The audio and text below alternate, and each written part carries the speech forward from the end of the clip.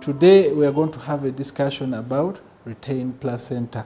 A placenta is said to be retained if it remains undelivered by usual controlled cord traction after 1 hour of delivery of the baby. But also it can delay for longer if you don't use active management of third stage of labor. So it can be longer if you don't do active management and shorter if the patient is bleeding. Risk factors for retained placenta can be previous history of retained placenta, previous myomectomy, previous cesarean section, prematurity and preterm birth, among others. Retained placenta is one of the causes of postpartum hemorrhage.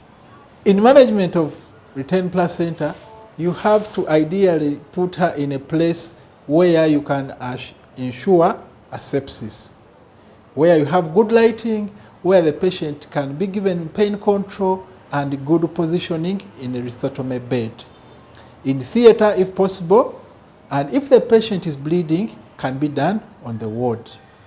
A patient who has retained placenta, make sure that you have drained the bladder is empty, and the patient is positioned. You have given prophylactic antibiotics.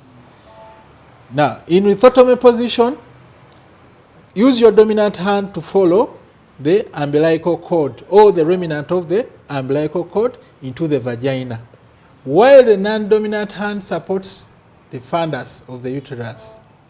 Use the ulnar aspect of the palm to find the edge of the placenta and peel it off sequentially until it is complete in your hand.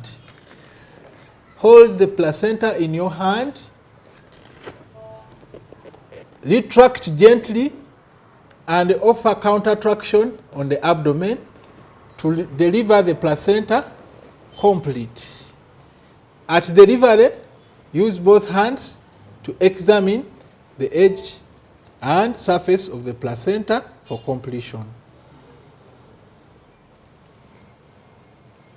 After delivery of the placenta, ensure the uterus is contracted, there is no bleeding, there are no tears. If there are any, you repair them, make the mother comfortable, and give her antibiotics.